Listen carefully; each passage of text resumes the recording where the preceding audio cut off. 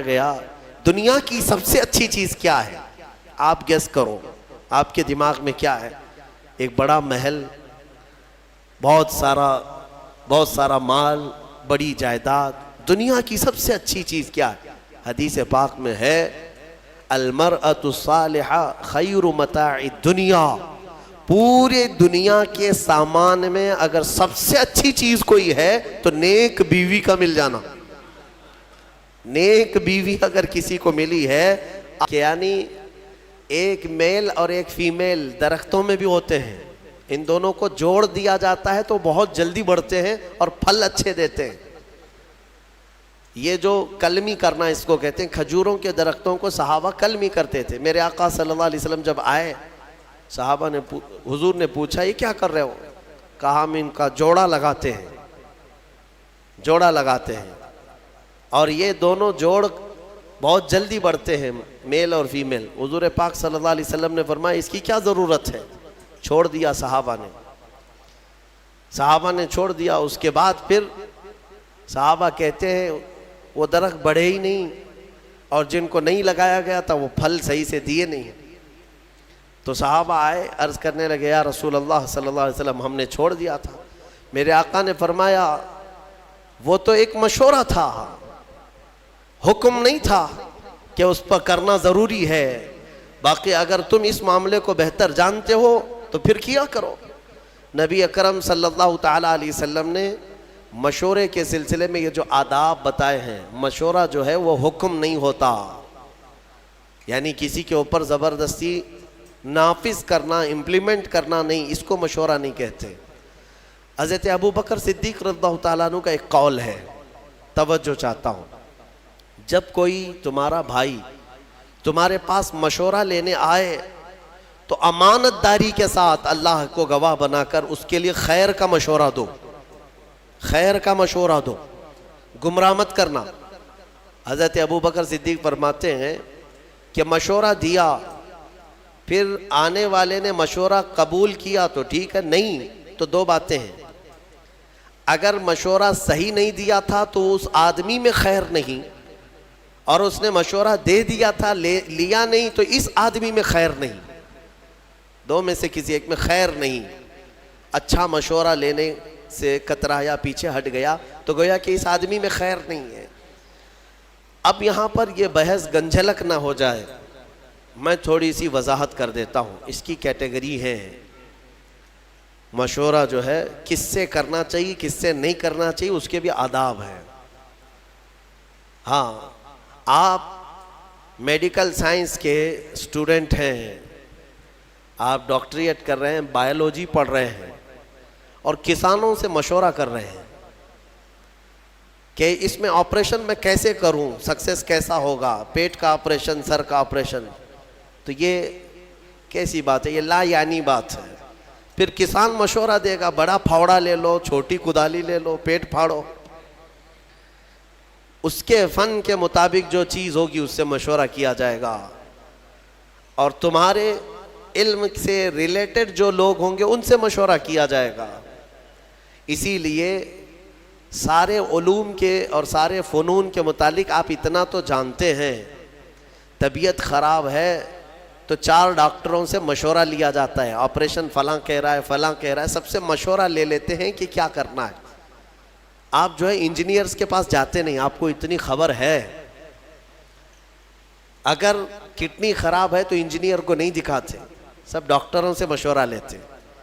گھر کی چھت میں لیکیج ہے تو ڈاکٹروں کو نہیں بلاتے کہ آؤ میری چھت کو ایک انجیکشن لگا دو، آپ کو پتا ہے، پھر انجینئر سے پوچھتے ہیں، کئی لوگوں سے مشورے لیتے۔ اتنا سینس سب کو ہے کہ جس فیلڈ کی بات ہوگی اس کے ماہرین سے ہی مشورہ لیا جائے گا، لیکن افسوس ایک بات کا ہے کہ دین کے معاملات میں اس کا خیال نہیں رکھتے لوگ۔ دین کی فیلڈ کے جو ماہرین ہیں انہی سے دین کے مسئلوں کے مشورے کرنا چاہیے، نہ کہ راستہ جھاڑنے والے سبزی بیچنے والوں سے اگر فتوے پوچھتے رہو گے تو پھر ظاہر سی بات ہے آج جو نظام درہم برہم ہو رہا ہے اس کی وجہ یہی ہے۔ مشورہ کس سے لے رہے ہو؟ دین کی سوجھ بوجھ اس کے اندر ہے یا نہیں؟ میرے آقا صلی اللہ تعالیٰ علیہ وسلم کی حدیث پاک صادق آتی، حضور نے فرمایا آخر زمانے میں لوگ جاہلوں کو اپنا سردار بنا لیں گے، ان سے فتوے پوچھیں گے اور وہ بغیر علم کے فتوے دیں گے، خود بھی گمراہ ہوں گے، قوم کو بھی گمراہ کریں گے۔ آج یہ حالات ہے۔ لوگ اس سلسلے میں کیوں آپ کا سینس مر جاتا ہے؟ قرآن کے متعلق، حدیث پاک کے متعلق دینی معلومات جو کچھ بھی لینی ہے وہ دین کے ماہر علماء سے ہی لینی چاہیے۔ باقی چاہے جو بھی ہو، ان سے اگر آپ مشورے لوگے تو وہ تیر چلائے گا، اندھا دھند فائرنگ کرے گا، ایسا ہوگا ویسا ہوگا۔ ایسے جاہلوں سے مشورے لے کر کئی لوگوں کی طلاق ہو گئی اور کئی طلاق کے بعد زنا کرتے رہ گئے۔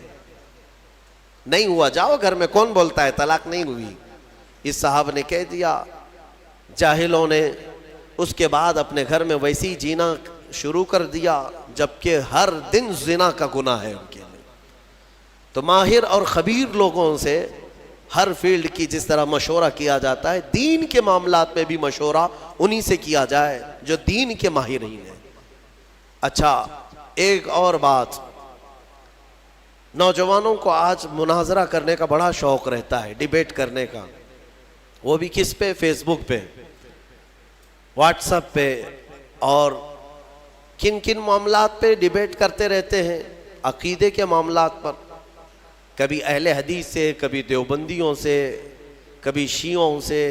یہ جو اختلافی مسائل ہیں ہمارے مابین، بعض عقیدے کے ہیں، بعض الگ ہیں، تو ان پر ہمارے نوجوان ڈیبیٹ کر رہے ہیں فیس بک پر، لمبی لمبی چوڑی چوڑی تحریریں۔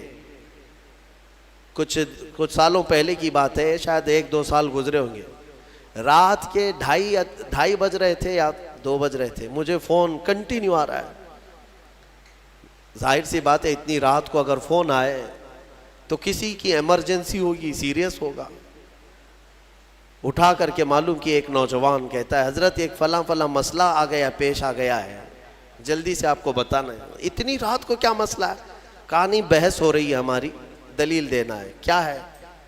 علم غیب کے متعلق کچھ بحث ہو رہی ہے۔ میں نے کہا کہاں ہے، کون سی محفل میں بیٹھے آپ؟ کہا نہیں، ہمارے گھر کے باہر کٹے پہ بیٹھے ہوئے ہیں، گلی میں بیٹھے ہوئے ہیں، رات جگہ چل رہا ہے، اور 2 باہر کوئی چھوٹے نوجوان ہوں گے، ان کے ساتھ ان کا ڈیبیٹ چل رہا ہے، اور رات کے 2:30 بجے ہم سے مسئلہ پوچھ رہے ہیں۔ میرے عزیزوں، دین کے معاملات میں اگر ڈسکس کرنا ہے، میں اس کو منع نہیں کرتا، ڈیبیٹ کرنا ہے، مناظرہ کرنا ہے، شوق سے کرو، لیکن جاؤ کسی دارالعلوم میں پہلے داخلہ لے لو، اصولی علم پڑھ لو۔ علم نحو کیا ہے، علم صرف کیا ہے، علم حدیث کیا ہے، علم فقہ کیا ہے، اصول حدیث ہے، اصول فقہ ہے، اصول تفسیر ہے، علم ناسخ و منسوخ ہے، بلاغت ہے، معانی ہے۔ کتنے علوم پڑھنے کے بعد آدمی کیپیبل ہوتا ہے کہ دین کے معاملات میں وہ رائے دے سکے، اور ان سارے علوم کی بو باس بھی نہیں لگی اور لمبے چوڑے مناظرے چل رہے۔ ہوتا یہ ہے کہ پھر گمراہی آ جائے گی، گمراہ، یا تو تم گمراہ ہو جاؤ گے یا سامنے والے کو گمراہ کرو گے۔ اس لیے ان معاملات میں جب بھی کبھی ایسے معاملات آ جائیں، ڈسکشن کرنا پڑے، ڈیبیٹ کرنا پڑے، کچھ لوگ چھیڑتے ہیں، تم لوگ ایسا کرتے ہو، اس کی کیا دلیل ہے؟ ان کا جواب صرف ایک ہی ہے کہ چلیں ہمارے علماء اکرام کے پاس بیٹھتے ہیں، وہاں سے آپ کو ساری چیزیں مل جائیں گی، وہاں سے آپ کو بتا دیا جائے گا۔ اور وہ جتنے چوہے تمہیں گمراہ کرتے ہیں وہ کوئی علماء کے پاس نہیں آنا چاہتے، راستے پہ، نکڑ پہ، بازار میں پکڑ پکڑ کر کے تمہیں دلیلیں سنانے کی کوشش کرتے ہیں، حدیث میں یہ ہے، بخاری میں یہ ہے، مسلم میں یہ ہے۔ سامنے والا امپریس ہوتا ہے۔ شاید ہمارے پاس بھی ایسے بہت سارے ہیں۔ ایک صاحب آئے اور کہنے لگے، کسی بات کے بارے میں سوال کرنے لگے، کہا کہ یہ آپ حدیث سے بتا سکتے ہیں کہاں ہے؟ کہا میں بتا تو سکتا ہوں، آپ کو سمجھ میں آئے گا؟ میرے ڈیسک پر یہی کی بات ہے، جب میں یہاں موجود تھا بڑی کتاب رکھی ہوئی تھی، میں نے کہا یہ دیکھیے، یہ بخاری شریف اگر میں کھول کر کے دکھاؤں گا تو آپ مان لیں گے؟ انہوں نے کہا کیوں نہیں مانیں گے، بالکل مانیں گے، بخاری شریف کو مانیں گے ہم۔ میں نے کہا یہی تو تمہاری گمراہی ہے، یہ بہار شریعت رکھی ہوئی ہے، سامنے موٹی کتاب بہار شریعت رکھی ہوئی ہے، ہم نے صرف اس سے کہا کہ یہ بخاری شریف دکھائیں آپ کو، تو ان کو کتاب کا نام تک نہیں معلوم، تو پھر کس بات پر ڈسکس کرنا چاہتے ہیں؟ تو جہالت کے معاملات ایسے ہیں میرے عزیزو، آدمی گمراہ ہو جاتا ہے۔ اسی لیے میں جو بات کہہ رہا ہوں وہ یہ ہے کہ جب ایسے معاملات آئیں تو دین کے ماہرین کے پاس جاؤ، جو علم والے ہیں۔ قرآن بھی کہتا ہے فَاسْأَلُوا أَهْلَ الذِّكْرِ إِن كُنتُمْ لَا تَعْلَمُونَ، اہل ذکر یعنی علم والوں سے سوال کرو اگر تمہیں کسی بات کا علم نہیں ہے۔ اللہ تعالیٰ نے فرمایا جاؤ ان سے پوچھو، سوال کرو۔ تو یہ مشورہ، اور کچھ لوگوں کے متعلق فرمایا گیا مشورے نہ لیں، وہ لوگ جو فاسق و فاجر ہیں، اللہ کا خوف نہیں رکھتے دل میں، ان سے مشورہ لینے کی ضرورت بھی نہیں، ان سے مشورہ لینے کی ضرورت بھی نہیں ہے۔ جن کو آخرت کا خوف نہیں، اللہ کا خوف نہیں، وہ تمہارے حق میں بہتر مشورہ کیا دے سکتا ہے؟ مشورے کے لیے سب سے بہتر وہ شخص ہے جو اللہ کا خوف رکھتا ہے اور آخرت سے ڈرتا ہے، وہ مشورے کا سب سے موزوں آدمی ہوا کرتا ہے۔ اور اس کے علاوہ بعض مقامات پر یہ بھی کہا گیا ہے کہ بہت چھوٹے نابالغ اور عقل نہ رکھنے والوں سے مشورے نہ لیے جائیں، اور بعضوں نے کہا کہ عورتوں سے بھی یہ نہیں ہے کہ لینا ہی نہیں چاہیے، بات کر سکتے ہیں، ڈسکس کر سکتے ہیں، مشورے لے سکتے ہیں، لیکن ضروری نہیں کہ ہر مشورے پر عمل کیا جائے، ضروری نہیں ہے ہر مشورے پر عمل کیا جائے۔ میں نے شاید اس سے قبل بتایا تھا، حضور پاک صلی اللہ تعالیٰ علیہ وسلم نے اپنی ازواج مطہرات میں حضرت ام سلمہ رضی اللہ تعالیٰ عنہ کی اس بات پر تعریف فرمائی تھی کہ عورتوں میں سب سے بہترین مشورہ دینے والی خاتون۔ صلح حدیبیہ کے موقع پر حضرت ام سلمہ رضی اللہ تعالیٰ عنہ نے حضور کو مشورتاً عرض کیا تھا۔ حضور صحابہ سے کہہ رہے تھے بال منڈا لو، احرام اتار لو، کوئی نہ بال منڈا رہے تھے نہ احرام اتار رہے تھے۔ 3 بار حضور نے فرمایا تو حضور کو غم ہوا، اندر آئے تو غمگین تھے۔ ام سلمہ نے یہ عرض کیا یا رسول اللہ، آپ انہیں بولے نہیں، ان کے سامنے جا کر آپ خود اپنے بال حلق کر لیں، اپنا احرام اتار لیں، وہ تو اس انتظار میں ہے کہ شاید وہی آئے گی اور دوسرا پیغام آئے گا۔ حضور پاک صلی اللہ علیہ وسلم نے حضرت ام سلمہ کے مشورے پر صحابہ کے سامنے آئے اور اپنے بال حلق کر لیے۔ سارے صحابہ اپنے بالوں کو حلق کر لیے، سبوں نے احرام اتار لیا، کیونکہ یقین ہو گیا اب حکم بدلنے والا نہیں۔ تو یہ مشورے کے آداب آپ سیکھیں، اور پھر نظام جو ہے مشورے سے ہی چلتا ہے۔ حضور پاک صلی اللہ تعالیٰ علیہ وسلم جب بڑے بڑے معاملات بھی ہوتے تو صحابہ کو جمع کرتے، مشورہ کرتے۔ مشورے کی ایک دوسری خصوصیت یہ بھی ہے کہ کام ہونے سے قبل اگر کوئی اہم کام ہے تو فرمایا گیا کہ ایسوں سے مشورہ کرو جو تمہارے راز کا امانت دار ہو، رازوں کا امین ہو، اس سے مشورہ کرو۔ یعنی آج تم مشورہ کرنے کے لیے گئے، مشورہ تو دے دیا اور اس نے پھر جا کر کے طبلہ بجانا شروع کر دیا، میرے پاس آیا تھا فلاں ایسا کیا ہے ویسا کیا ہے۔ اس چیز کو بھی غلط ٹھہرایا گیا ہے۔ مشورہ راز کے امانت داروں سے بھی کیا جائے، کیونکہ بہت سارے معاملات ایسے ہوتے ہیں جن میں مشورہ کرنے کے بعد راز کو رکھنا بہت ضروری ہوتا ہے۔ حضور پاک صلی اللہ علیہ وسلم نے اس کی اہمیت کے لیے جانتے، میں نے کل یا پرسوں بنو نذیر کے بارے میں بتایا تھا، یہودیوں نے جو دھوکہ دیا تھا مدینے والے، پھر ان کے ساتھ کیا ہوا تھا پتہ ہے؟ حضور پاک صلی اللہ علیہ وسلم مدینے میں آئے، مسجد نبوی میں رات کو مشورہ لیا صحابہ سے کہ کیا کریں اب ان کے ساتھ۔ الگ الگ مشورے ہوئے کہ انہوں نے ہتھیار ہمارے خلاف اٹھائے ہیں تو ہم بھی ان کے خلاف ہتھیار اٹھائیں گے، کیونکہ دھوکے کی بہت بڑی سزا ہے۔ یعنی جیسے یوں سمجھ لیں کہ دیش ویرودھی ہے، وہ اینٹی نیشنل جس کو کہیں، مدینے کی خرابی کے بارے میں جو لوگ سوچے تھے ان کی سزا تھی۔ صحابہ کے مشوروں سے اتفاق یہ طے پایا کہ ان یہودیوں کے جو بوڑھے ہیں ان کو جلا وطن کر دیں گے، شہر بدر کر دیں گے، اور جو جوان ہیں انہیں مار دیا جائے گا۔ تو یہ طے پایا اور حضور نے فرمایا اس کو راز میں رکھا جائے۔ سارے جو صحابہ تھے سبوں نے آمنا صدقنا کہا اور چلے گئے۔ یہودیوں کو پتا تھا ہمارے بارے میں کچھ آج میٹنگ ہو رہی ہے مسجد نبوی میں، دوسرے دن وہ جاسوسی کرنے لگے، کہیں سے کچھ بات پتہ چل جائے کہ کیا میٹنگ ہوئی ہے، کیا ہمارے ساتھ ہونے والا۔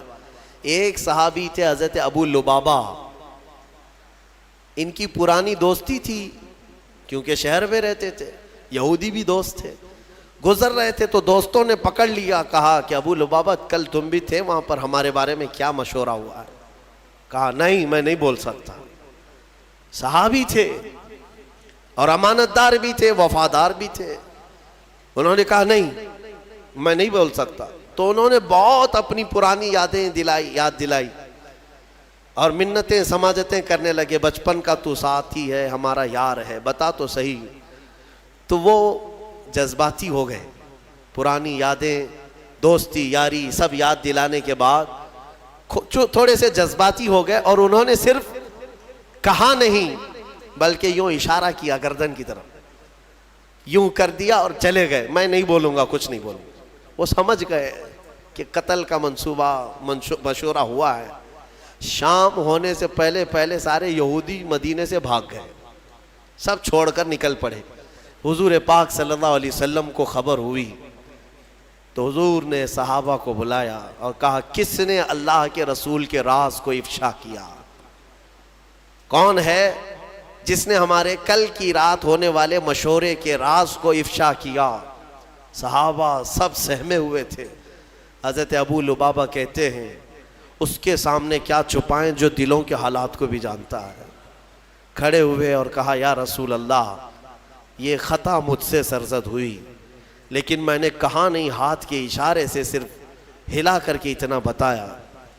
تو حضور پاک صلی اللہ تعالیٰ علیہ وسلم اتنے ناراض ہوئے، اتنے غضبناک، کہ صحابہ کے درمیان میرے آقا نے اعلان کر دیا آج کے بعد سے نہ ابو لبابہ کو کوئی سلام کرے گا نہ مصافحہ کرے گا، کوئی بات چیت بھی نہیں کرے گا، مکمل بائیکاٹ۔ آپ سمجھتے ہیں کون سی بڑی غلطی ہے؟ اندازہ کرو میرے عزیزوں، یہ جب کسی چیز کے حفاظت کا حکم دے دیا جائے اور اس کا افشا کیا جائے، وہ رحمت للعالمین اگر کسی کے متعلق اتنی سخت سزا دے دیں، معاملے کی حساسیت سمجھ سکتے ہو آپ، کتنی نزاکت ہے اس کے اندر۔ اور حضرت ابو لبابہ کہتے ہیں سارے صحابہ حضور کی ایک بات پر سر جھکا لیتے، اب سب سامنے سے گزرتے تھے، کوئی بات نہیں کرتا تھا، نہ حضور پاک ان سے مصافحہ کرتے، نہ سلام کلام، کچھ نہیں۔ اب ظاہر سی بات ہے ان کے لیے یہ موت سے بڑی سزا تھی، مدینے میں رہتے ہوئے بہت سخت حالات تھے، یہاں تک کہ ان کی سگی بیوی وہ بھی بات نہیں کرتی تھی، کھانا وقت پر لا کر دے دیتی تھی لیکن بات نہیں کرتی تھی، رسول پاک نے منع فرمایا ہے۔ صحابہ اکرام تھے، صحابہ، حضور پاک صلی اللہ علیہ وسلم کے اس اعلان کے بعد ابو لبابہ نے اپنے آپ کو مسجد نبوی کے کھمبے سے باندھ لیا تھا، رسی سے، اور اپنی بیوی سے کہا تھا مجھے اس وقت تک باندھے رکھو جب تک میری توبہ قبول نہ ہو جائے، اللہ تعالیٰ جب تک مجھے معاف نہیں کرے گا تب تک مجھے کھولنا نہیں۔ ان کو باندھا گیا، نمازوں کے وقت کھولا جاتا تھا، کھانا دیا جاتا تھا، حاجتیں کرتے پھر بندھ جاتے تھے۔ 40 دن گزر گئے ان کے، یا 1 مہینے کے قریب، اتنا لمبا عرصہ وہ رسی سے بندھے رہے۔ پھر رب ذوالجلال نے وہی فرمائی اپنے حبیب پاک صلی اللہ علیہ وسلم۔ اللہ تبارک و تعالی حضور کے غلاموں پر بھی رحیم ہے، رحم فرمایا اور حکم ہوا کہ ابو لبابہ کی توبہ قبول ہے۔ جیسے ہی یہ بات آئی، حضور پاک فجر کی نماز پڑھائے، واپس آئے، اپنے ہاتھوں سے ابو لبابہ کو کھولا اور اس کے بعد انہیں مصافحہ بھی کیا، اپنی جماعت میں لیا۔ یہ بتانا مقصود ہے، پوری امت کو یہ درس ہے کہ ان معاملات کو ہلکے میں نہ لیا جائے، یہ حساسیت ہے۔ یہاں لوگ تو خبری بنے ہوئے ہیں، مسلمانوں کی جاسوسی کرنے پر بیٹھے ہوئے ہیں۔ اللہ کی پناہ، تمہیں اندازہ بھی نہیں ہے کہ آخرت میں کتنے بڑے عذاب کے شکار ہوں گے۔ تم کیا سمجھتے ہو 500 کی نوٹ کوئی پکڑا دیں گے تمہیں جاسوسی کرنے پر، تمہارا گھر چل جائے گا؟ کب تک؟ اس ذلت والی زندگی سے نکلو، بعض لوگ پیسے کے لیے کرتے ہیں اور بعض لوگ یہ سمجھتے ہیں کہ پولیس سے ہمارے تعلقات اچھے ہو جائیں گے، کچھ لوگوں کی خبریں دیں گے تو ہم ان کے محبوب ہو جائیں گے۔ کبھی محبوب نہیں بنتے، کبھی محبوب نہیں۔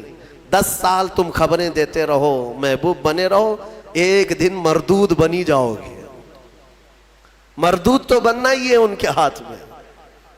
میرے عزیزو، ان چیزوں سے اپنی قوم کی جاسوسی کرنا، خبریں دینا نہایت ہی سخت بڑا گناہ ہے۔ اللہ کا عذاب اس شخص پر ہے جو مومنین کے متعلق اس طرح کی باتیں کرتا ہے۔ قرآن کہتا ہے وَلَا تَجَسَّسُوا، جاسوسی مت کرو خبریں لے جا کر، بلکہ میرے آقا صلی اللہ علیہ وسلم نے فرمایا من ستر اخیہ ستر اللہ لہ، جس نے اپنے بھائی کا کوئی عیب دیکھا اور چھپا دیا، قیامت کے دن اللہ اس کے سارے عیب چھپائے گا، تمہیں ننگا ہونے سے بچا لیا جائے گا۔ تو ان چیزوں پر عمل کریں۔ بہرحال یہ مشورے کے سلسلے میں گفتگو تھی، بات جو عرض کرنی تھی وہ یہ ہے کہ ایک آیت ہم نے آج تلاوت کی۔ اللہ فرماتا ہے من کان یرید حرث الآخرۃ نزد لہ فی حرثہ، جو آخرت کی کھیتی ہم سے مانگتا ہے ہم اس کی کھیتی میں بہت اضافہ کر دیتے ہیں۔ ومن کان یرید حرث الدنیا نؤتہ منہا، اور جو ہم سے دنیا کی کھیتی مانگتا ہے ہم اسے بھی دیتے ہیں۔ وما لہ فی الآخرۃ من نصیب، لیکن آخرت میں اس کا کوئی حصہ نہیں رکھا جاتا۔ جو دنیا مانگتا ہے اللہ فرماتا ہے ہم دنیا دیں گے اسے، لیکن آخرت میں اس کا کوئی حصہ نہیں۔ اسی لیے میرے عزیزو، آخرت مانگو تو فرما رہا ہے کہ دنیا بھی دے دے گا اللہ۔ آخرت مانگو، 4 دن کے لیے کیا مانگو گے؟ یہاں پر کتنا بڑا گھر مانگو گے، کتنی گاڑیاں، کتنی اولادیں، پھر اس کے بعد تمہاری سانس اکھڑ جائے گی، ختم۔ ہمیشہ کا جو گھر ہے وہی مانگو اللہ کی بارگاہ میں۔ اور اگر دنیا مانگنا بھی ہے تو اللہ کی بارگاہ میں یوں مانگو جیسے اس نے خود سکھایا ہے، ربنا آتنا فی الدنیا حسنہ وفی الآخرۃ حسنہ، اے ہمارے رب دنیا میں جو سب سے اچھی چیز ہے وہ مجھے عطا کر، اور آخرت میں جو سب سے اچھی چیز ہے وہ مجھے عطا کر، وقنا عذاب النار، اور دوزخ کے عذاب سے ہمیں بچا لے۔ دنیا میں اچھی چیز مانگنا کیا ہے؟ کیا اچھی چیز مانگو گے؟ اس کی تفسیر میں فرمایا گیا دنیا کی سب سے اچھی چیز کیا ہے؟ آپ گیس کرو، آپ کے دماغ میں کیا ہے؟ ایک بڑا محل، بہت سارا مال، بڑی جائیداد۔ دنیا کی سب سے اچھی چیز کیا ہے؟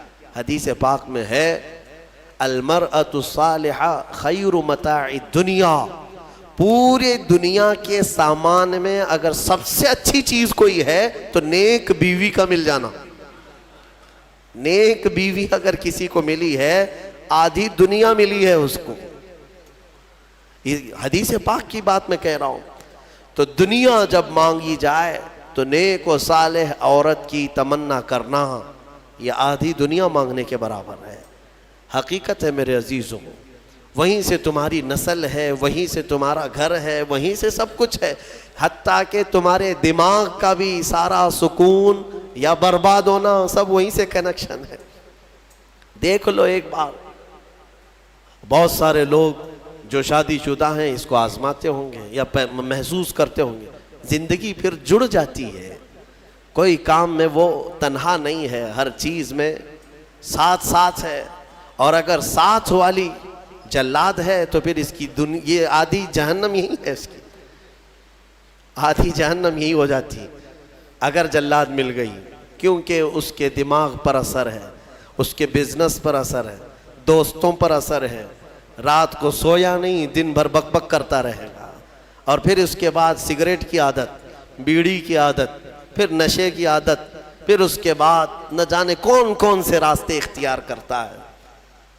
اگر خاتون صحیح نہ ہوئی تو اس نے اپنی زندگی آدھی تباہ کر لیا، اور اگر نیک ہوئی اللہ تعالیٰ نے بہت بڑا انعام تمہیں دے دیا، بہت بڑا انعام دیا۔ میں نے حضرت علامہ ارشد القادری رحمۃ اللہ علیہ بڑے مناظر ہیں، ان کی بہت ساری کتابیں ایسی ہیں جو آج پوری دنیا میں مشہور ہیں، کتابیں جو انہوں نے لکھا، زلزلہ، زیر و زبر، بہت ساری۔ ایک کوئی کتاب ہے جس کتاب کو انہوں نے انتساب جو کرتے ہیں نا، کتاب لکھنے کے بعد شروع میں کسی کے نام پر کیا جاتا ہے. میں اپنے پیر کے نام پر یہ کتاب کر رہا ہوں, غوث پاک کے نام پر, غریب نواز کے نام پر کتاب کو منسوب کرتے ہیں. انہوں نے ایک کتاب اپنی بیوی کے نام منسوب کیا, تو اس کی وجہ انہوں نے بتایا کہ اگر میری بیوی کا تعاون نہ ہوتا تو میں اتنے دین کی خدمات کر ہی نہیں سکتا. صحیح بات ہے, اگر سوار رہتی تو پھر یہ کہاں جاتے, کہاں خدمت کرتے دین کی, کب کتاب لکھنے دیتی. بچے کی دوا لاؤ, بچے کا دودھ ختم ہو رہا ہے, بازار سے سامان لاؤ, گھر میں آٹا نہیں ہے, شکر نہیں ہے, تو تم تو پورے دن بھر کون سے دین کی خدمت کرتے. حقیقت انہوں نے کہا اللہ تبارک و تعالی دنیا میں جسے نیک و صالح خاتون عطا کرے وہ اس کے لیے بہت ہی بڑا انعام و اکرام ہے. اچھا, جن کی شادی نہیں ہوئی اور وہ نیک بیوی کی تمنا رکھتے ہیں تو یہی دعا کریں, ربنا آتنا فی الدنیا حسنہ. اس میں یہی شامل ہے, اے اللہ ہمیں دنیا کی سب سے اچھی چیز عطا کر. تو اس دعا میں وہ شامل ہے, اللہ نیک چیز عطا فرمائے, نیک عطا فرمائے. دوسری ایک دعا ہے, رب 19ویں پارے میں اللہ تعالیٰ نے یہ بھی ہمیں سکھایا. اللہ تعالیٰ فرماتے ہیں ربنا ہب لنا من ازواجنا و ذریاتنا قرۃ اعین. اے ہمارے رب ہمیں وہ بیویاں دے یا وہ اولاد دے جو ہماری آنکھوں کی ٹھنڈک بنے, اور پھر متقین کا ہمیں امام بنا دے. متقین کا امام مطلب اولاد ایسی صالح پرہیزگار ہو کہ ہم ان کے امام ہوں. میرے عزیزو, یہ دعا آپ کیا کریں.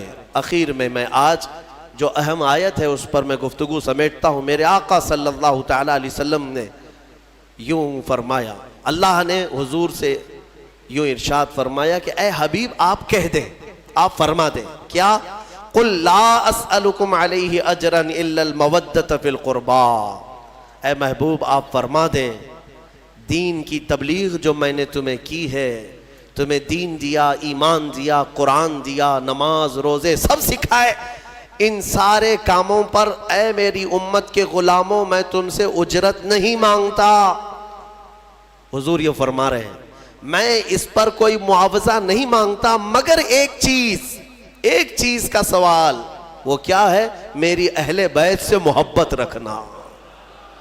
اہل بیت سے محبت, یہ حضور پاک نے فرمایا. کوئی چیز اجرت میں نہیں چاہیے, لیکن حضور پاک صلی اللہ علیہ وسلم اگر یہ فرما رہے ہیں کہ اہل بیت سے محبت, تو اندازہ کرو کہ کتنی اہم چیز ہے. میرے آقا صلی اللہ تعالی علیہ وسلم کو اپنے اہل بیت کی محبت کتنی عزیز.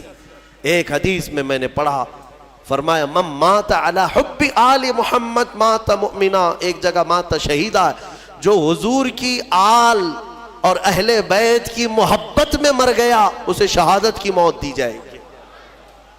شہادت کی موت. رسول پاک صلی اللہ تعالی علیہ وسلم کی اہل بیت کون ہیں؟ سیدہ کائنات فاطمۃ الزہرا سلام اللہ علیہا, ان کی اولاد امجاد مولا علی کرم اللہ وجہہ الکریم اور حضرت فاطمہ سے جو اولاد ہے یہ آل ہے. ساتھ ہی مفسرین نے فرمایا حضور کی تمام ازواج مطہرات وہ بھی اہل بیت میں ہیں. حضور پاک صلی اللہ تعالی علیہ وسلم کی ازواج مطہرات اہل بیت میں ہیں.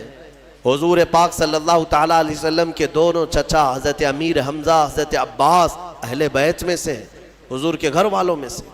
ان سب سے محبت رکھنا ہمارا ایمانی فریضہ ہے.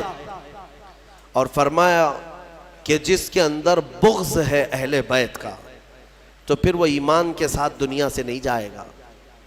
بغض مت پالو.